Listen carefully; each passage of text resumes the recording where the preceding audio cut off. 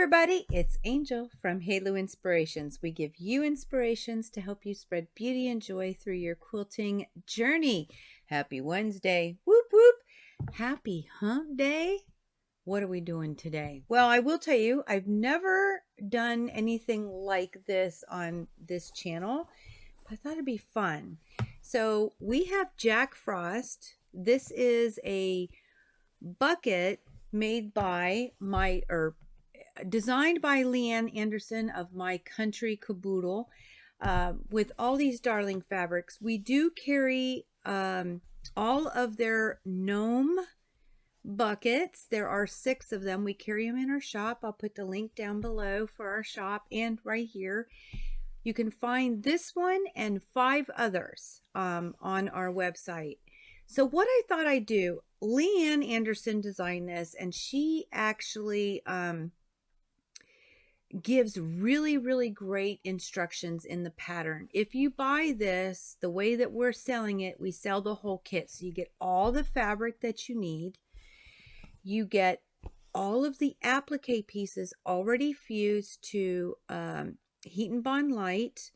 You just have to put it together. All the fabric's already fused, all the pieces already done, to include the little socks and shoes. I mean, how darling is this, right? How darling is this? It does. It has feet. It has feet, guys. So all of this comes in the kit. There are a few extra pieces that you will need on the website. I do have that, but I also want to tell you they do fabric too. They design fabric, and so like the lining here, this is designed by them, and the background, My Country Caboodle. The fabric that does it with, that they're working with, the fabric company is Henry Glass. These fabrics are darling. So I do carry a couple of pieces of My Country Caboodle's fabrics on our website, but I would also encourage you to check out their website, because they've got other kits. You don't have to do gnomes. They've got dogs. They've got all kinds of stuff. Lots of different projects, not even just buckets or bags. They have all kinds of different projects. They have a lot of information out there. I will put the link down below inside the description box. I encourage you to check them out. Oh my gosh, the incredible creativity is absolutely amazing. I will be carrying more inside our shop of My Country Caboodle.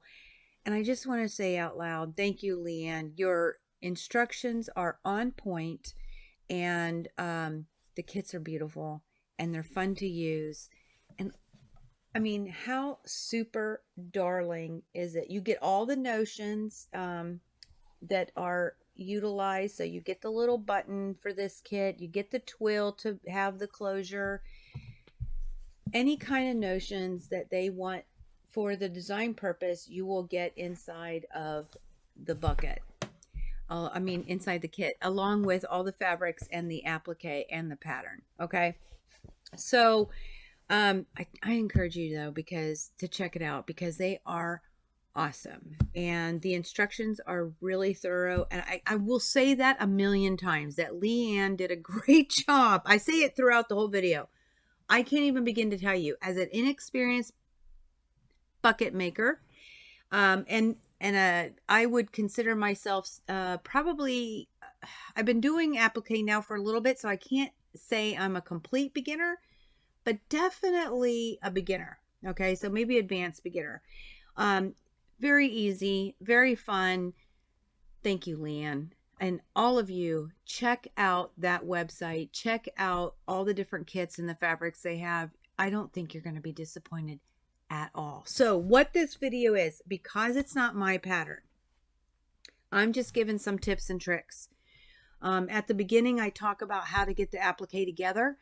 That's pretty standard when you get patterns. I just break it down for you, give you some ideas if you're new, how to look at one and what it means and how to assemble those things.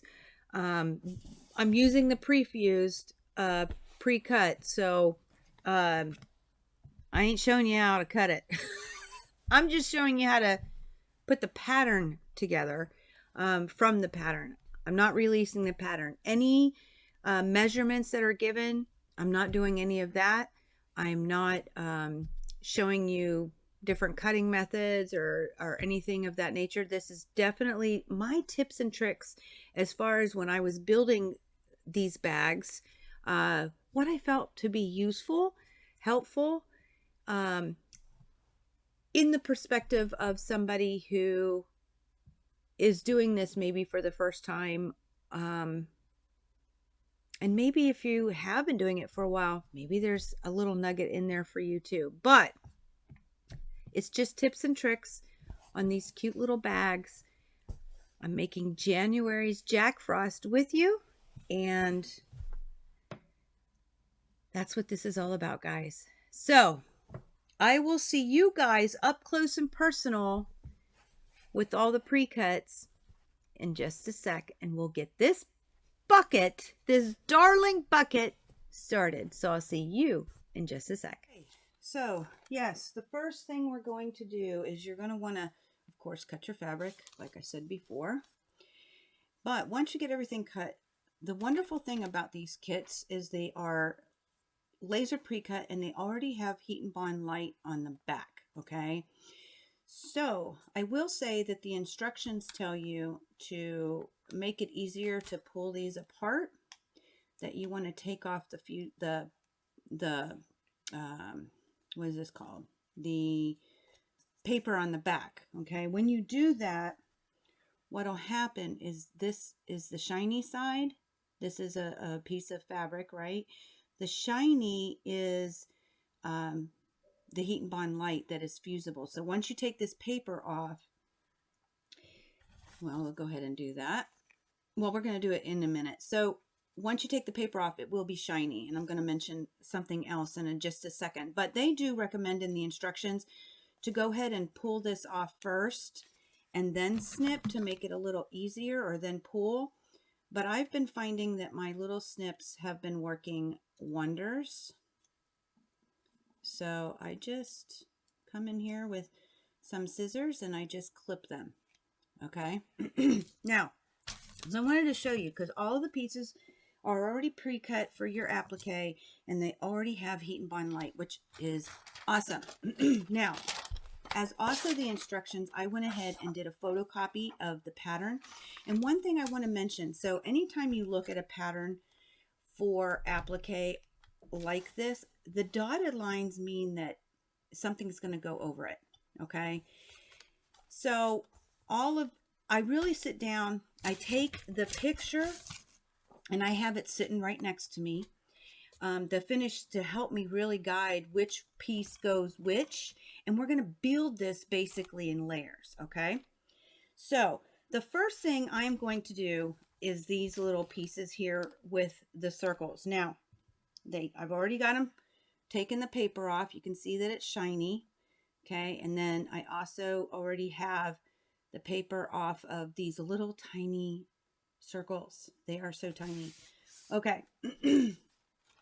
Now what I'm going to do, I'm going to just do these pieces first because everything has to cool. Now, if you notice, I do have parchment paper. There are some super awesome tools out there, like silicone mats.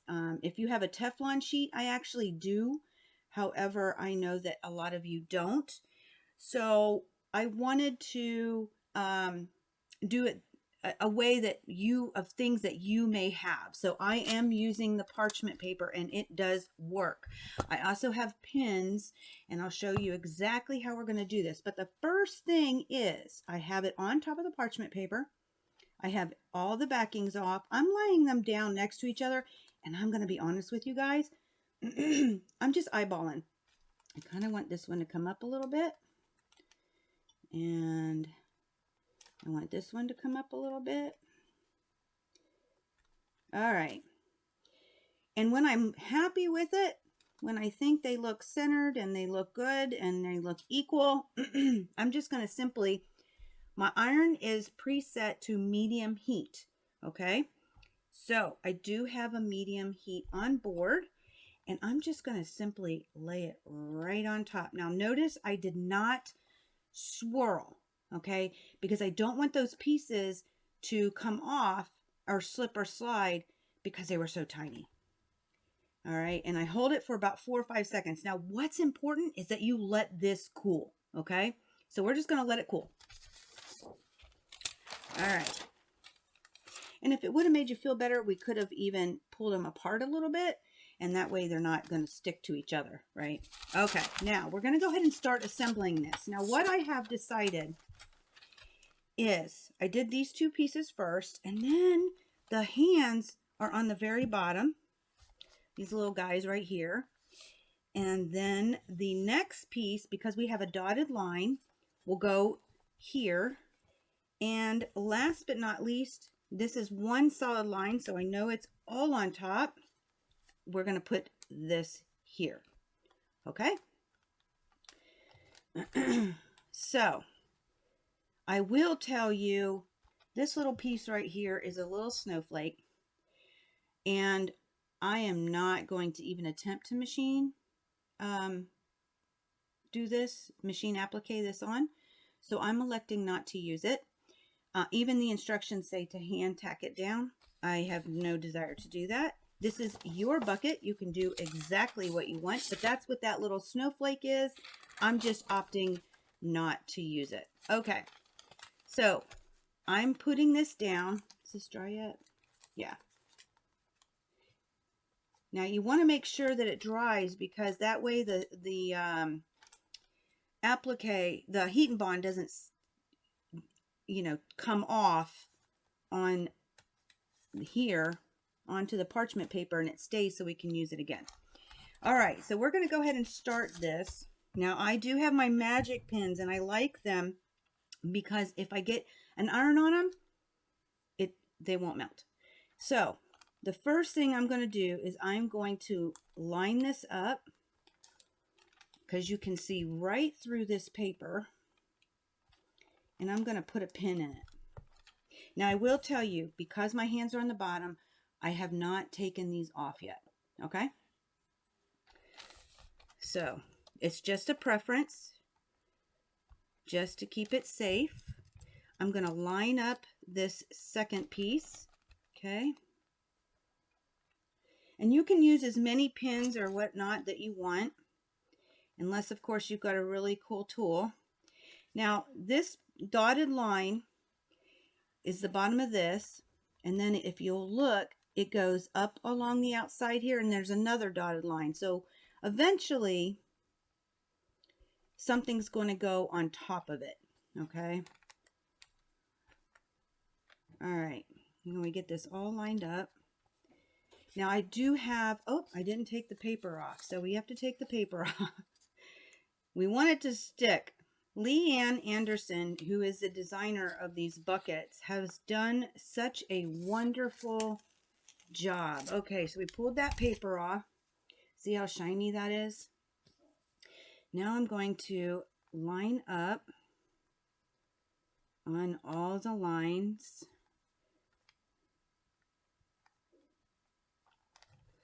As close as possible. And if I have to, see, I have to turn this just a little. I'm going to pin it right there. Okay. This one just doesn't want to line up nicely. And I'm going to, let's come in. It needs to be equal, I think. It's almost there. So I'm just taking that pin out, putting it back in. Once I get it where I would like it, I will tell you, all I'm going to do is take my little iron and go in this area, okay? Just going to set her down right in here, trying to adhere to the hands. All right. Go to the other side. All I'm trying to do is this little area, and I'll go over it again, but if I had to move it, right now it's a lot easier for me to move if I didn't like what happened. Okay. Again, we're going to let that cool, but in the meantime, we know that this is going to go on top. I'm going to pull this pin out and make sure the paper's off. And I'm going to line it up nice and straight and pretty. There's not much there that is going to tack, just so you know. And I'm just going to take my iron and I'm going to press it.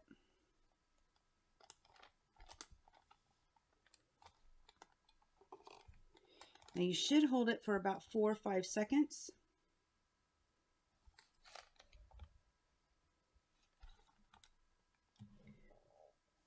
Now again, what I'm going to do is I'm going to allow this to cool.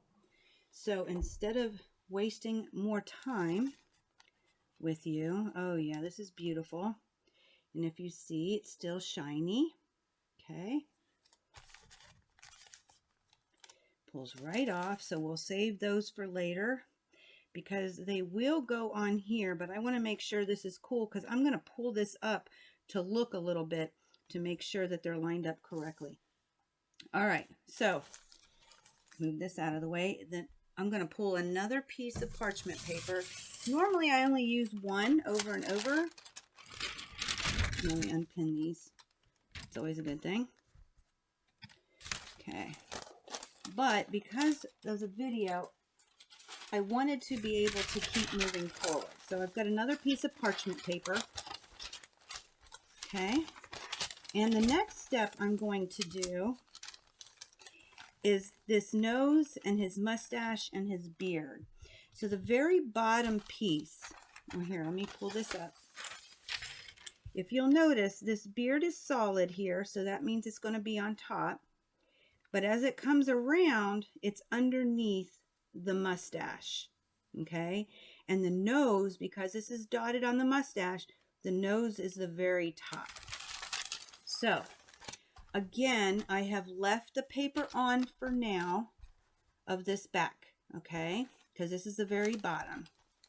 And I'm going to line it up. I love this, guys. Leanne did such a wonderful job. And the Whole Country Caboodle, I just absolutely love what they have done with these buckets. They are so cute, so fun, and they actually go pretty darn fast. Okay, I did take off the paper off of this. Now what we're going to do is we're going to line it up right along the line because you can totally see where it's supposed to go. Okay.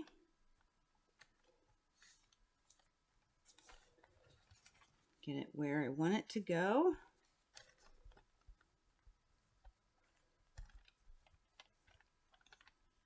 Okay, perfect.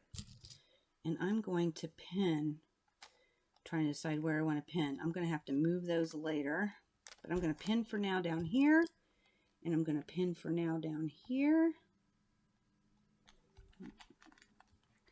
Get that nice and even. Okay. And again, I'm just going to take my iron right in here. And I'm just going to press this down. And then I'm going to add the nose and we're going to let it cool. Okay.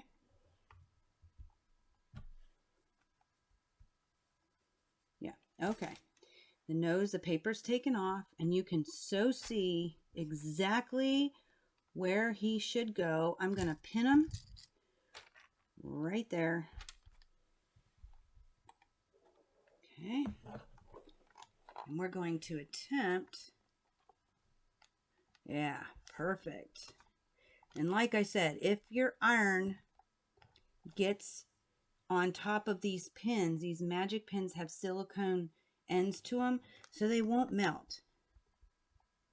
So we're just going to set it on here for a little bit, get it tacked down. Notice I'm not going all the way up, just trying to keep it where it'll be as sticky as possible. Okay, so I'm going to pull these pins out. Do that one last. Whoop.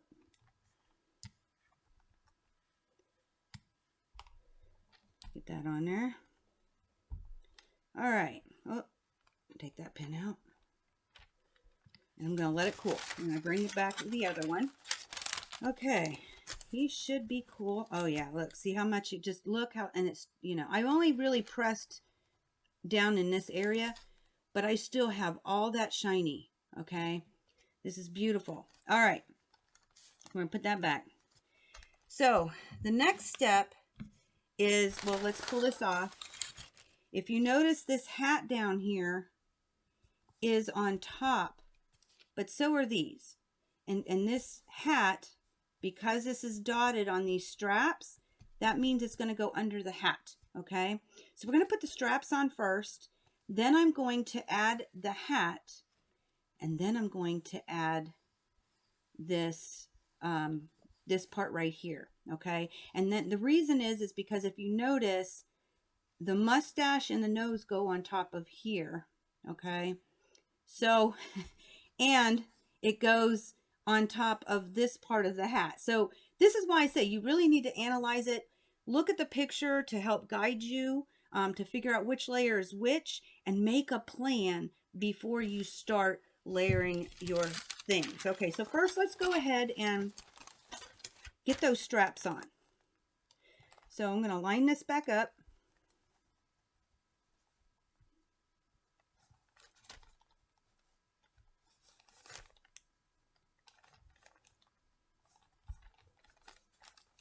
Oop, my paper keeps moving. Okay, I'm just going to pin it down for a second. All right, then we're going to take our little doodad. Now, I looked at the picture underneath, okay, and if you see, the button kind of goes over this lip right here, right? Well, I just want to kind of get a general idea. So I'm going to move it over, and I'm going to move it up.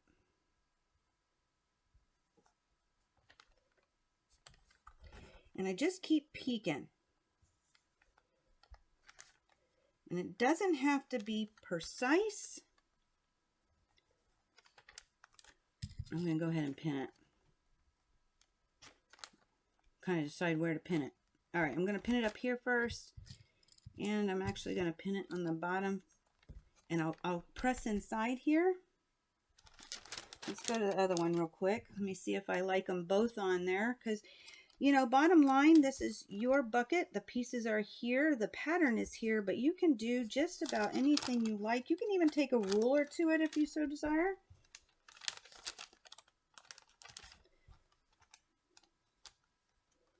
And you can make sure that they were even. But I am not going to worry so much about that. But you could. Trying to decide. That looks, let me look. I like it. All right, so then I'm just going to pin on top. I just moved it, I think. Looks pretty good. Pin it on the bottom. All right, now I'm going to go ahead and press them down.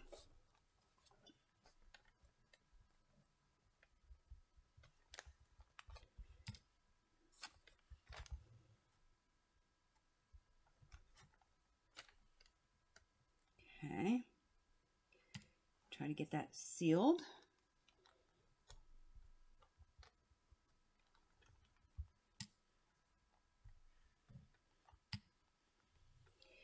Hold it for about 4 or 5 seconds. Boom. Now we said the next part I was going to add was the hat. So here is, I'm going to pull this out. Okay. Now you can see through here, this line up here and this line right here. Okay. So that's what I'm going to use as a guide.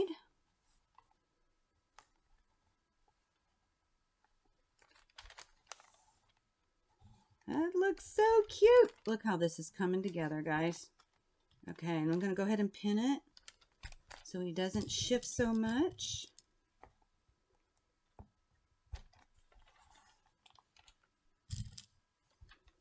And then I'll remove the pins as I go. Oh, did I take the paper off? I did not. Hello.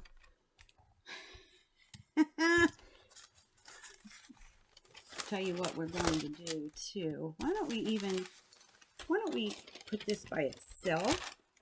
Oh, we can't. That's why. It's got to go on top. Okay, let's put it back. Took me a minute to think that out. That's like I said, you got to have a plan. All right, let's take this paper off.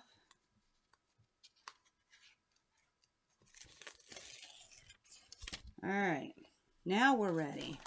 So let me pin this little paper in place.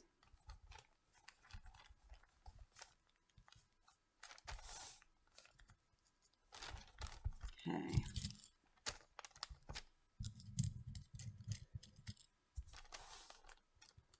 All right. I think I'm going to have to move that. No, maybe not. All right. So let's try this again. Okay.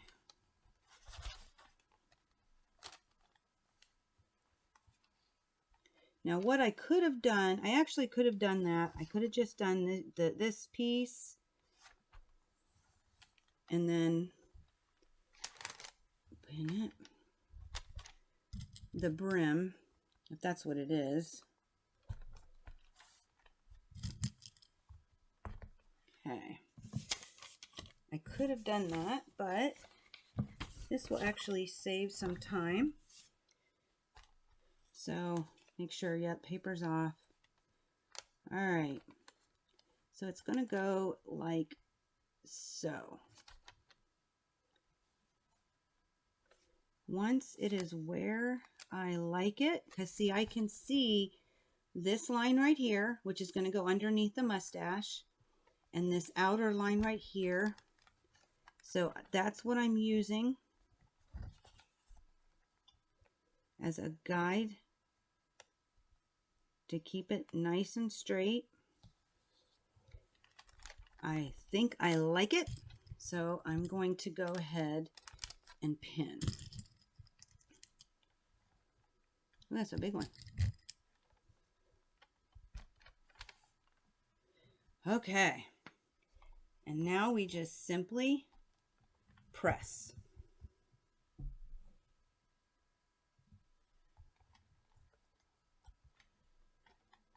And again, we will let this cool.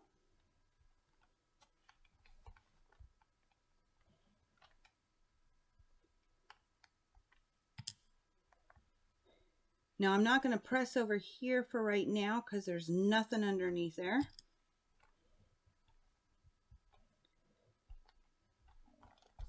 Okay, pull that off. Let this cool.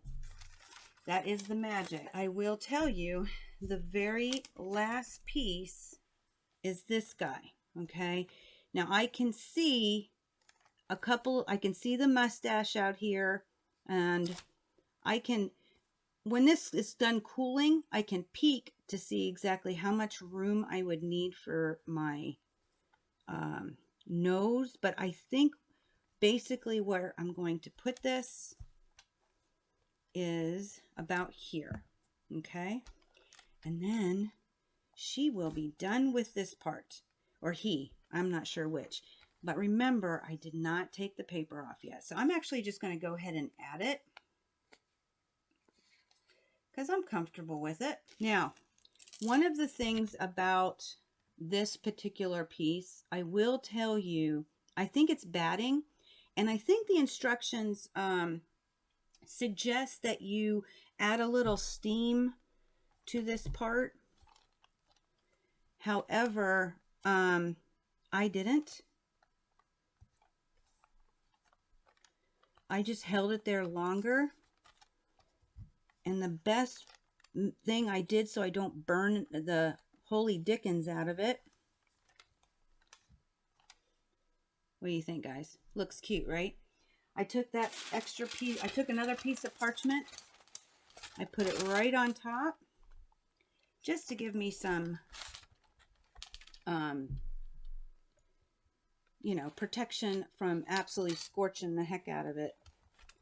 And I'm just going to simply press.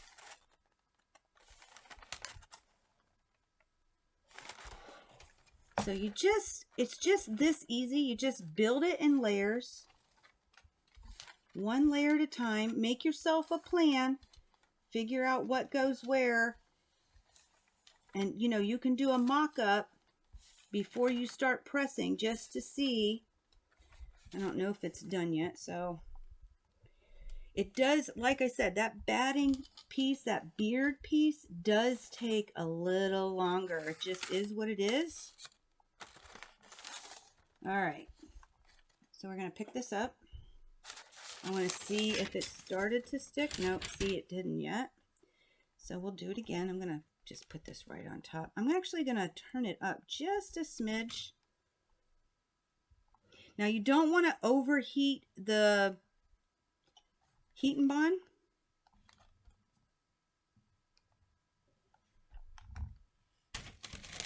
Just that. Because it will lose its stickiness.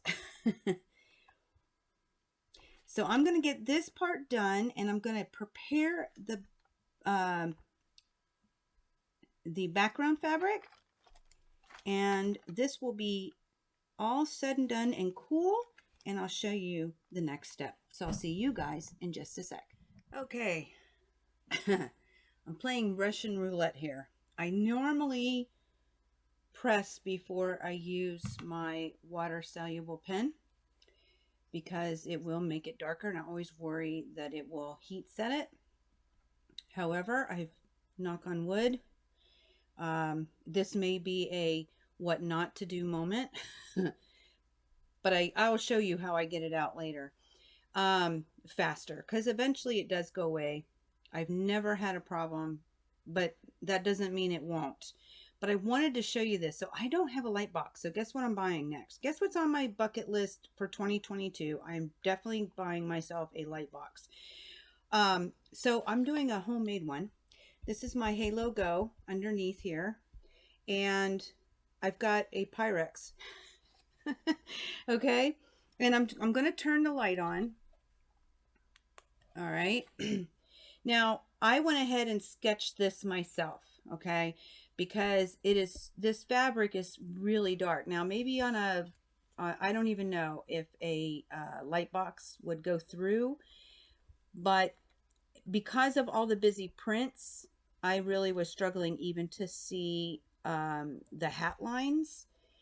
But I'm going to go ahead and do a little tracing.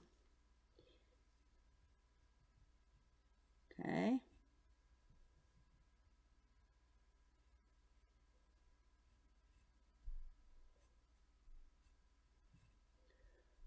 And get this on here.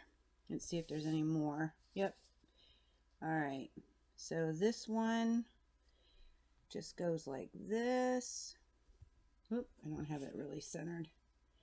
All right. And what's going on over here? I'm just going to take a little peek. Oh yeah. See, this one I'm probably just going to have to sketch it myself because I can barely see it, but this one's easy. So we'll just put a little line right here. And let me turn this light out. That's what I've got. Okay, so this is just some, you don't have to do this. It's just going to add some definition and some texture. This will do the same. Okay, now, like I said, you're going to see it get dark real quick because I usually do press before I draw. Okay, so here's the background once you get those things cut. And I don't know how well you're able to see. Me turn it up just a bit. Yeah, you might be able to see them a little bit. I can see them better, but I've got lines, and on the pattern she tells you what size to do and where. Now the next part is we're going to center, and I'm just going to eyeball it. Okay. do my best here. But I'm also going to stabilize. I'm going to try and do this at the same time. This is Fuse and Tear by Pellon, and it has two sides. One, I know you can't tell, but one is smooth and the other is rough. The smooth side is the fusible, okay? So I want it to go underneath my gnome. And if you're wondering why, what Fuse and Tear is it's going to stabilize those stitches, okay? Because if I don't put this down, what happens is it actually, the stitches seem to, some places get tighter, some are, you know, a little looser, and it causes puckering. Make sure I got the right side. Yep. Okay. It'll pucker on my fabric. So it keeps those stitches stabilized and it helps prevent any puckering. I don't feel like I'm on it. Let me turn it. All right. But it'll help prevent the fabric from puckering, and it'll help keep those stitches equal. Because the next step we're going to do, this is raw edge applique at this point. These are open edges. So we're going to stitch them down. Now, as far as what stitches I'm going to use, I am going to use the blanket stitch. And I'll do all of that off camera and come back to you with the next step. But you want to make sure that your gnome is centered and is on the stabilizer. Then I'm just going to take another piece of parchment paper. This is where it's going to get fun. You're going to see it get real dark. And I'm going to, oh, I did take off, just so you do know. Remember, I left the little hands on the little fusible. I took it off, so that is done. Just going to set this right on top. And I'm going to fuse this down. Okay. Get it nice and fused on there. Hopefully it is fusing all the way through. And get it set.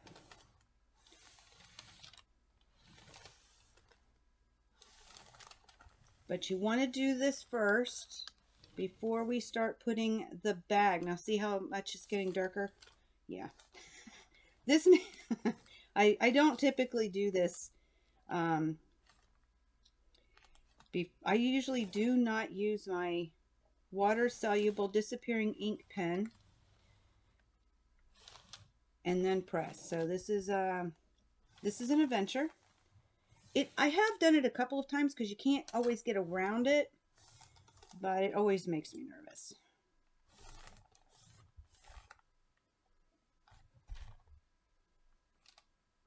I'm going to make sure that it did, in fact, no, it's not quite fused, but I'm going to, oh, it's not quite fused down.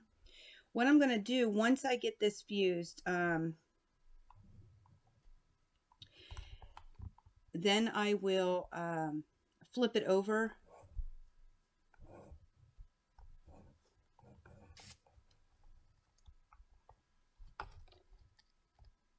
and get it all done. Remember this, there's a little bit of the batting that's exposed and it just takes a little bit longer. It just is what it is. Now notice I'm not using any steam. I don't use steam as much as possible. Everything's on a dry iron. So I'm going to go ahead and flip her over. Yeah, it's fusing. And I'm just going to go ahead and finish the fuse a little bit.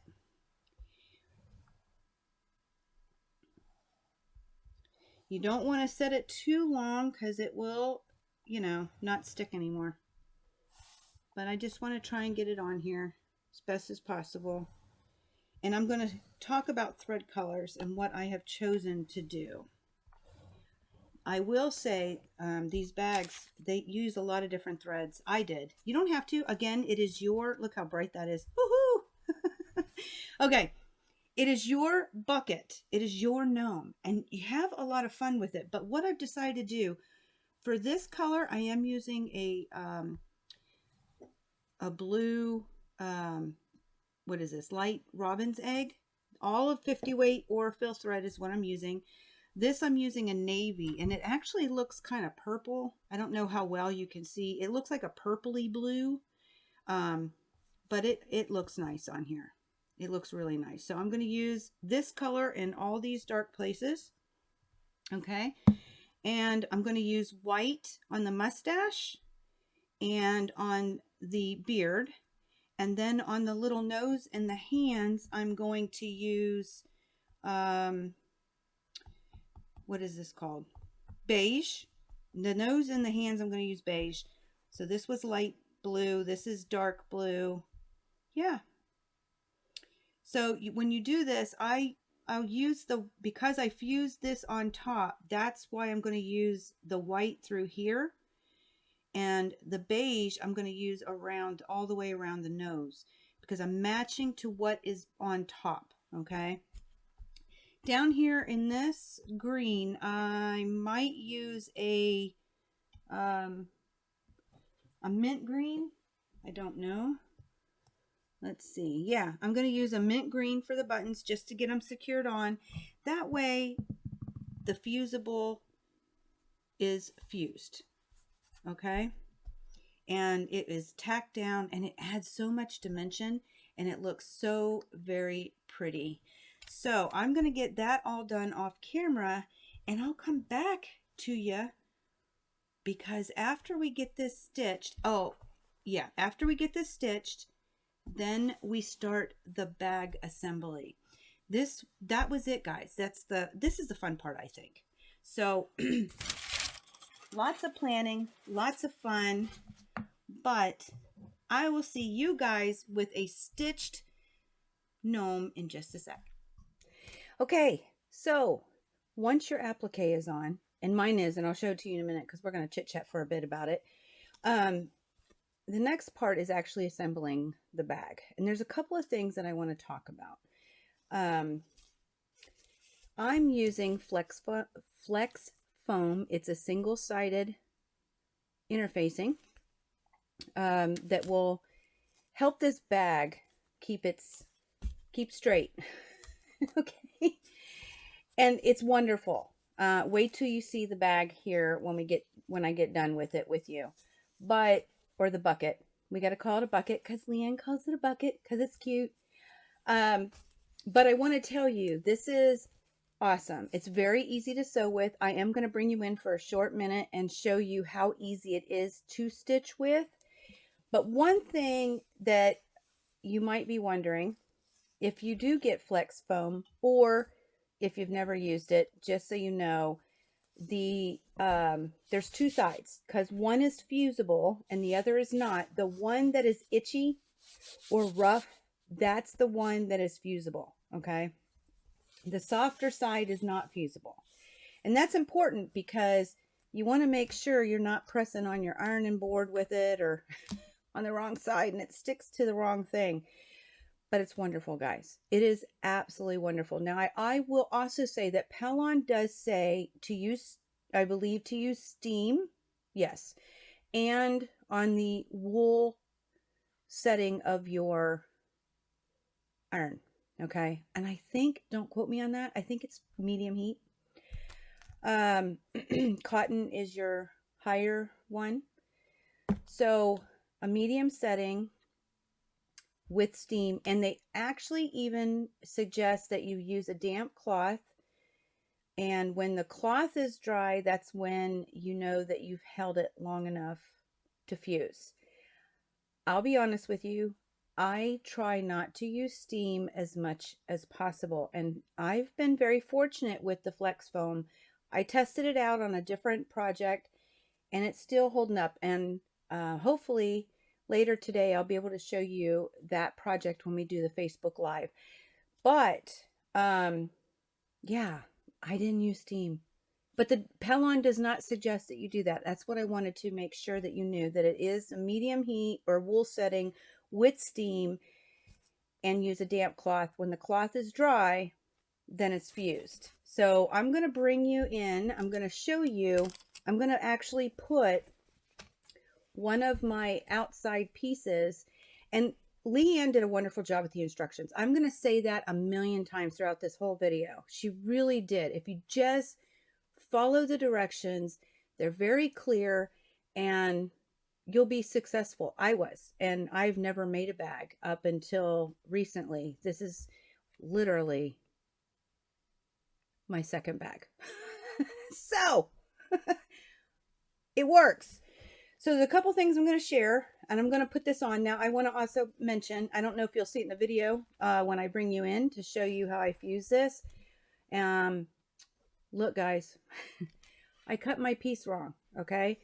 So what I'm electing to do is I'm going to put this at the top of my bag because the lining will go over it. So it'll be hidden. But I did. So in case you see it, that's what that's about. I cut it wrong. And I tried to make sure that the right sides were, the right size was something I could use. And yeah, you do get extra fabric through the Whole Country Caboodle. But in this situation, there wasn't enough to cut a third piece. What did we say? Measure twice, cut once. Yeah, I actually did measure twice, but I measured the wrong size. So I'm going to add, check the measurement, then check twice before you cut. So I'm going to pull you in, and then we're going to talk about, I'm going to just fuse this together, and then I'm going to show you the applique that I've done, give you a little bit of tip on my end, and talk about the legs if you so choose to make legs. The legs are cute. Okay, so I'm going to switch you over here. Here we go. Oh, you can't see my oopsie. So this is the rough side, okay? And I've just simply laid this out, okay? And I got it a little higher than medium. And you really are going to have to, oh, one thing you don't want it to get on your iron. So these sides are, oh, you can't see that. Let me pull it down. There we go. The sides are exposed, and I don't want to get any on my iron plate. So I'm going to cover it with, because you do cut the foam a little bigger than the piece. And she tells you all about, how, you know, what size you need and everything.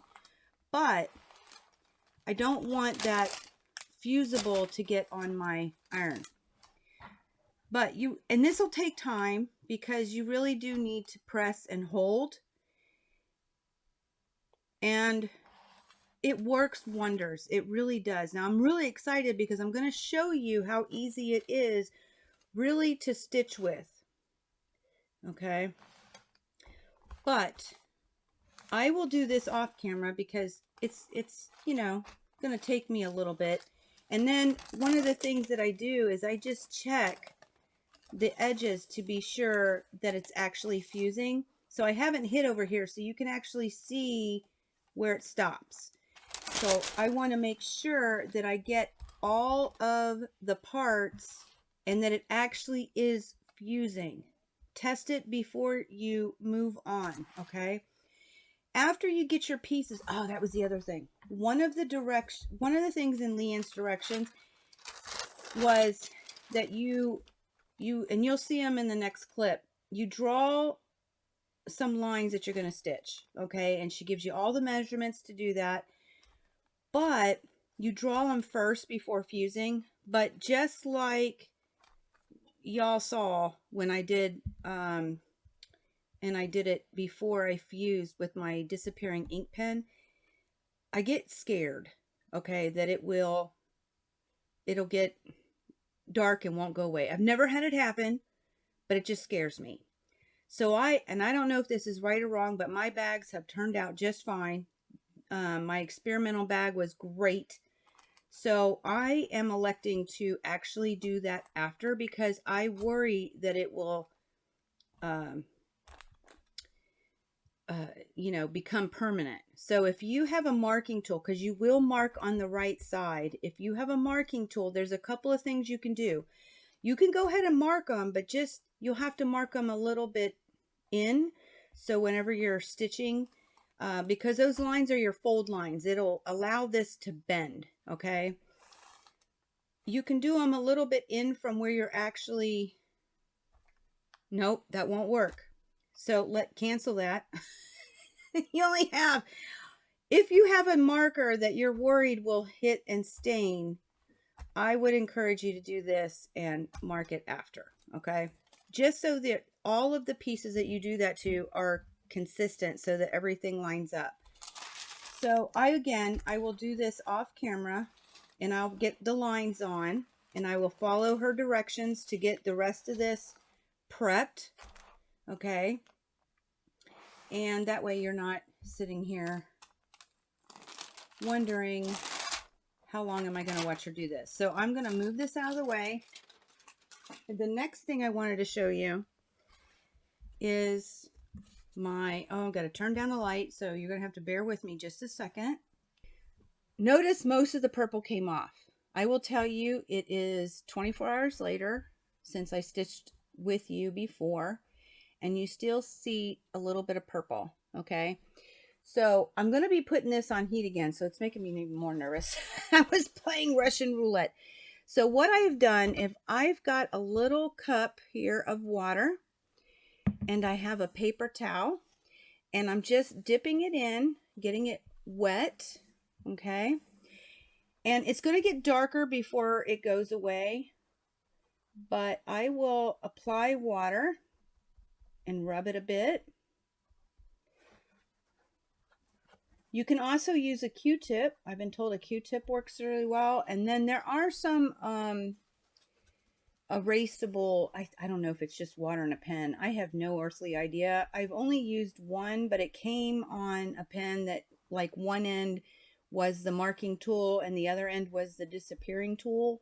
So I don't know if it's going to just work with that kind of pen. I don't know. But this is what I do. And it usually goes away. Now remember, I'm going to press this onto my flex foam, okay? So I kind of want it to dry just a little bit to try and get rid of, because I'm afraid to apply heat again. But I did play Russian roulette when I did it with you. I didn't do Russian roulette the first time, just so you know. But I made sure it was all gone before I applied it to the flex foam. But we want the video to be done and give you a little bit of tips and tricks. And this is one of my tips and tricks if you're working with the disappearing ink and you have to apply heat. Eventually, I've had one that has lingered a while, but eventually it went away. Now, as far as the stitching goes, man, you can't hardly see them. But I actually, these are small, okay? These pieces are small. This is really down here. These are really small, okay? These little circles were really small. So when I did a blanket stitch. Now, you don't have to do a blanket stitch. You can do satin stitch. You can do whatever you want, okay?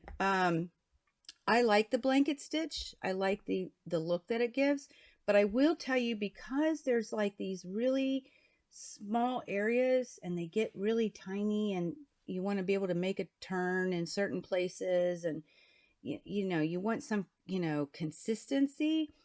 I went down with I used an open toe foot so I could see what I was doing, and I used on the length a 2.0 and on the width I used a 2.0. This one I went too small. These little circles, I went down to a 1 on the width, you know, where it goes in. I wouldn't do that, okay? I didn't, 1.5 might work, but looking at the stitches, 2 probably works just fine. But that's my machine. It's definitely something that you're going to have to work with and experiment with. especially if you're new. And remember, I am not a expert at applique, although I've got a lot of projects and I'm having a lot of fun. I think it's a great, awesome um, technique to use in quilting. So there's so many things that I've been doing that have all of that included. So I'm sure in due time it'll get better. And I can honestly tell you that the more I do it, the better I get. So it does take practice and it does take an understanding. See, I'm going to do this one up here. I can still see it. Look, it made it darker. The purple is darker. Most of this is gone, but here I'm going to add some water and you can see that line now. But the water, because it's water soluble, the water helps it go away. And like I said, it does get darker when you do this, but as it dries, it will tend to go away. So if it doesn't, I just go back in there. It might have taken longer to go away, but I've never had it stay. So once it's gone and you press, it doesn't come back. That was the other thing, but it has to be gone first before it does that. And you can start to see, like, this was really dark and now it's almost gone. So that's what you got to do. Okay. One last thing before I start to assemble my bag. Actually, two more things. If you decide to do legs, I want to talk about the legs. Now, Leanne gave wonderful instructions about where and how to find the place to put your legs if you want them. However, what I want to also talk about, if you end up doing legs with socks, okay, follow the directions. I actually, on this one, I've done just a simple top stitch, just a simple, you can't even hardly see it, but they're straight stitches. All I did, okay, and she said it's not required. I just did it because I thought it was cute. But I want to talk about this. This is the front of the foot, okay? And she does show that very well in her pattern, but you'll know it's the front because the leg goes into, this is the sock. So the leg goes into it and you have, like, it looks like it's going in, right? Because you've got some of the sock sticking out here. So it goes into the sock. If you turn it over, notice that we don't have that where it looks like it's going in, okay? So this is the top, okay? This is the part that's going, that you, well, maybe you don't, but I wanted to show it in the front when it's hanging from the bag. Understanding that once I figure out when it's time, you know, I've got to put this on the board, on the flex foam. I've got to do some stitching. And before I put my bag together, you're going to find where you're going to put your legs, okay? And like I said, directions are phenomenal. You will have no question. You will figure that out. But once you do, what you want to do is you want to lay this right side down. So I'm calling the front the right side. So you want it to face right sides together. The right side of your sock and shoe will face the right side of your no. Let me tell you why I'm telling you this. I did not even think. I sewed mine on down here. When you do that, we're going to turn this bag inside out. So my legs would have been inside the bag, not outside. So once you find them, make sure you put them right sides together and you're laying it down to the right side of the sock and shoe to the right side of your gnome, okay? Jack Frost will appreciate it if you're doing your legs. One of the other questions I'm asked, you can do whatever you want, guys. That's one of the beauties of this project is that, you know, there is a lot of flexibility with your project. She gives you such great directions, but it's such a fun project. When you buy everything pre-fused and pre-cut, it makes it go a lot faster and it's a lot easier and there's a lot less cutting. Okay. As far as these legs go, there is no batting in here. Okay. She tells you how to make your legs. She tells you everything you need to cut, because I had to cut this. This is pre-cut and fused. Okay. But I had to cut this. And she tells you how to make them. It's not hard. If you wanted to put batting in there, you can do whatever you want, but it's not necessary. It is allowing it to be dangly and fun. Okay. I just wanted to mention that because I did have a couple people actually ask me if there was any batting in the legs, and mine do not. And I just follow the directions that our wonderful Leanne wrote. So wanted to give you a heads up on that. I'm going to get this prepped off camera, and oh, let me come back at you real quick. Okay, so what I wanted to say was one last thing before I go. I'm going to pull you in. Notice the camera's ready. I'm going to pull you in and I'm going to show you how easy it is to stitch on flex foam. So awesome. Absolutely love it. Okay, but before I do that, the other thing I wanted to talk about, if you've never made a bag before, the instructions are perfect. They really are. The flex foam actually is very stable. So whenever I get my bag put together, I'll show you exactly how stable it really truly is. I mean, you saw that foam. It works well, okay? It holds its shape. But one of the things I noticed, I did exactly as the instructions said, in the order that the instructions said.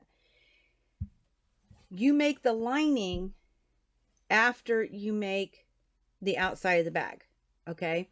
And if you've never made a bag before, there's some more challenges that will make you think when you're doing it, because of the foam. Because of that foam board, it's really it presents a little bit of a challenge. It's not hard. It's just you're constantly thinking because it feels different. Okay.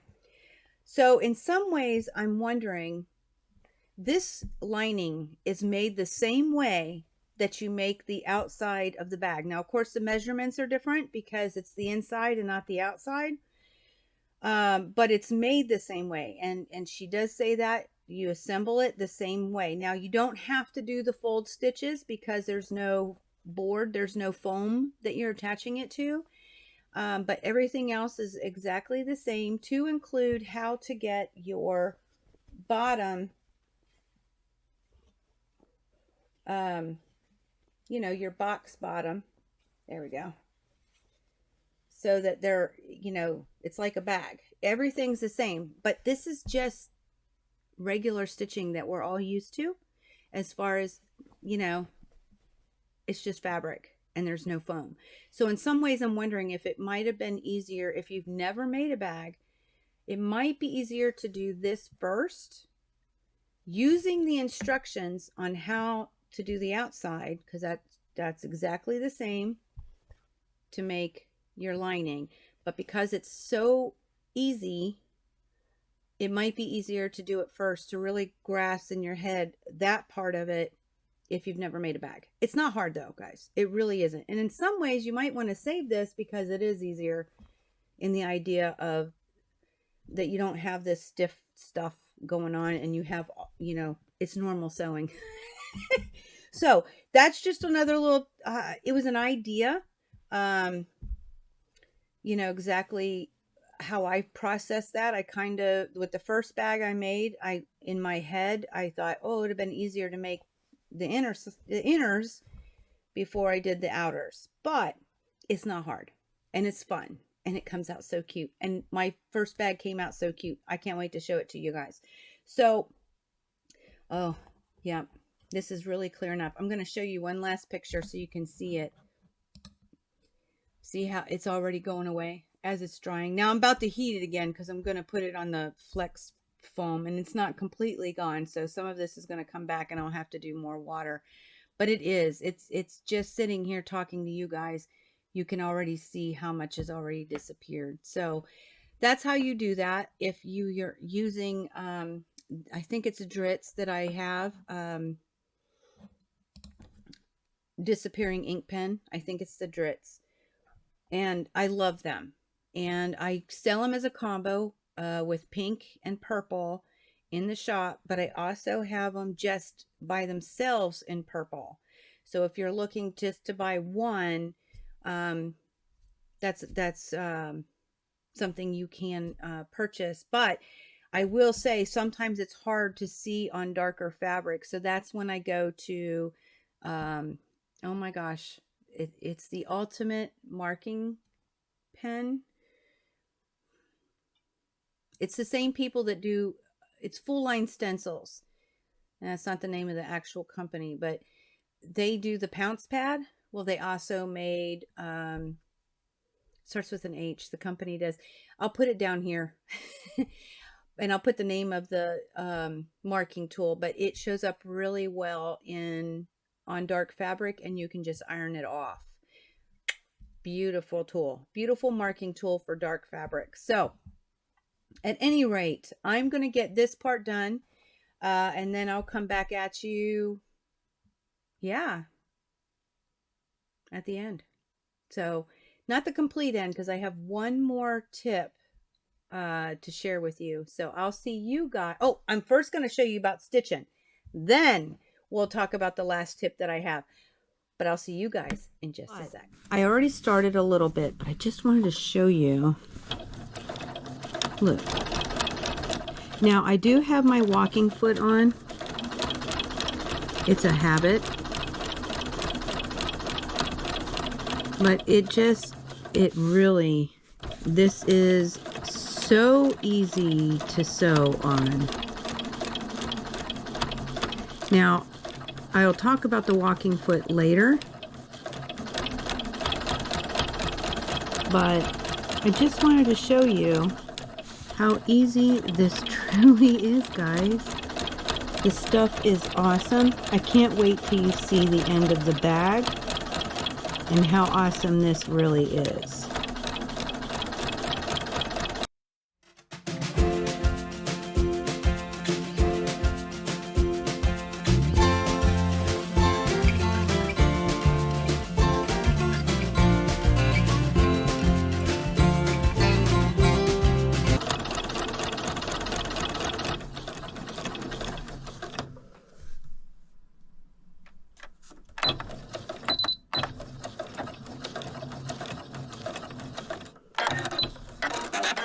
It was that simple, guys. Okay, I had to come back at you because I got another tip.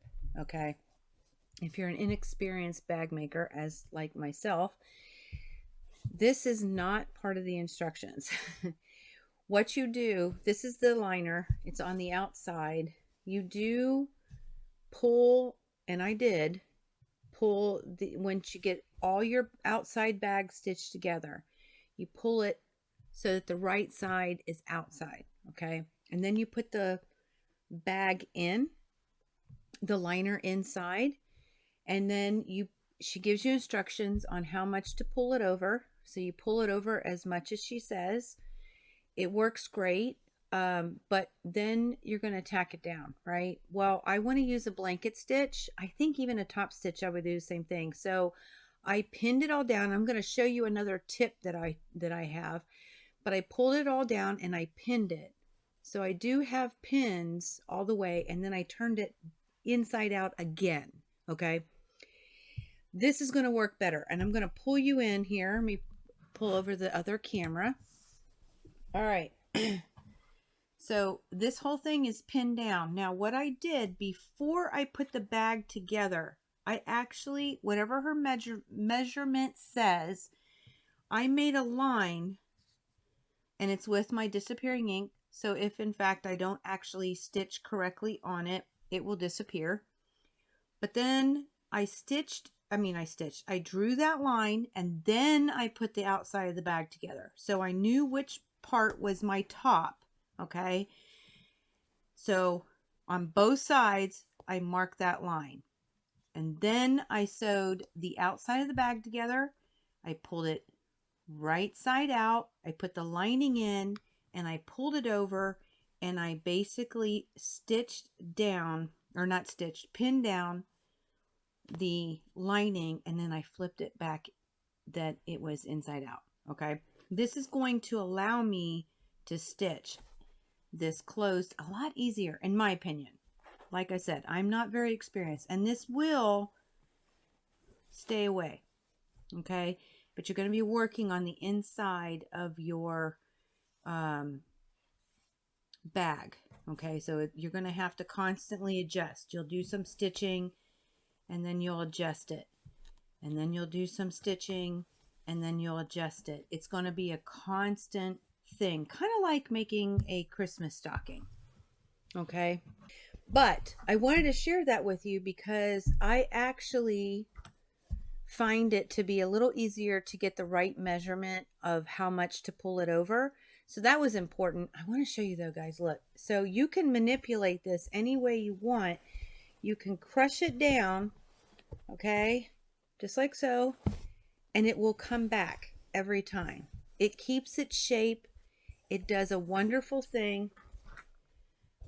So if you choose to do a blanket stitch to pin down, because you can do a top stitch, you can do blankets, you can do whatever you want. But I like the blanket stitch. So if you do that, the first bag that I did, I want to share that I kept the walking foot on. But the walking foot, the way mine is, I don't have an open toe walking foot. So it was really hard to see how my stitches were going to be working. It was an absolute nightmare. I couldn't see where I was going. I was like blind. It was horrible. So I am reloading my open toe to stitch down the lining, and I'm going to do decorative, right? Because I am going to do a blanket stitch, and I'm going to keep it at 2 for the length and 2 for the width.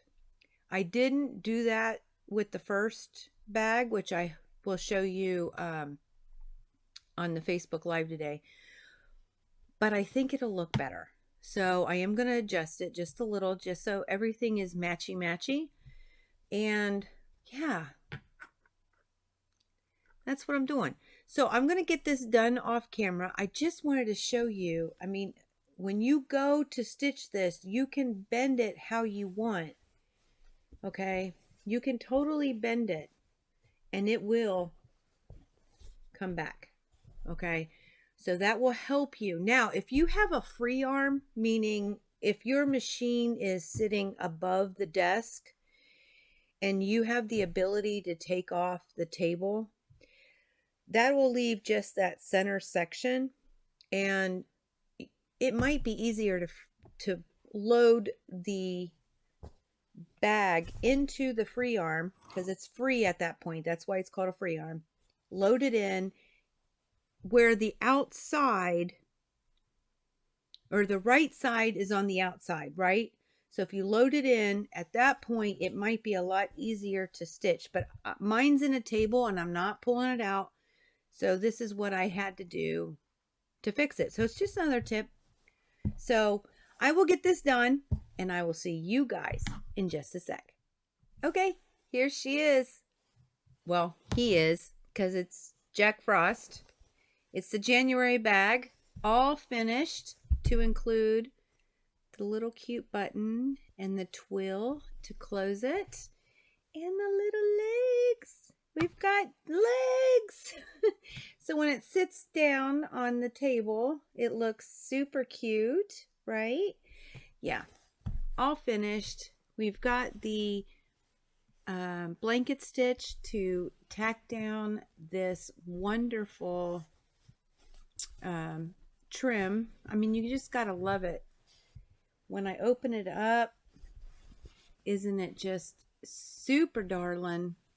What a great liner. I mean, this is just fun. So I hope this was inspirational. I hope that some of the tips and tricks that I shared were helpful. I will tell you, well, no, my country caboodle does 6 of these bags. So we've got January, of course, we've got February, July, October, I'm missing one, April, and December. And what's really cool about it is each one it's assembled the same, but each one is a little different in how the bag is, or how the bucket is, because I keep saying bag, but it is a bucket. So they're all fun, and you learn a little something new. And Leanne did such a wonderful job with the instructions, and my country caboodle with all of the pre-fusible, pre-cut, pre-fused pieces for your applique just makes this go by really fast. Little cutting on your own, because you do have to cut a little bit for the background, and maybe for binding if you have binding, maybe a strap. There's a little bit of cutting, but not much. All of the applique is already done for you, and it just makes it a whole lot of fun. And because they're all different, you learn a little something each time you do one. So, yes, I will share February's because it is different. The closure is different. It actually has a little flap. And so I'll share that today on our Facebook Live event, our live Q&A, live quilting and answers. That is today on our channel, which is in the description box below.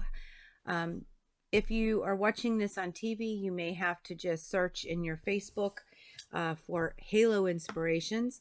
But I'll be there today at 3 p.m. Eastern time, because I'm here in Virginia. That's the time that we'll be on Facebook Live for any quilting questions, or any questions about this. And sometimes I add a little something in it. And like I said, I will be sharing the February box. So if you like this video and you've stayed to the end, God bless you. But please like, share, and subscribe. Hit the little bell, ting, get that notification. But next week is something a little different, so I will see you next week if I don't see you today. But until next time, may you all continue to be inspired, productive, ever so joyful, never stop believing, and never stop making your dreams in quilting come true. I love y'all. Happy quilting.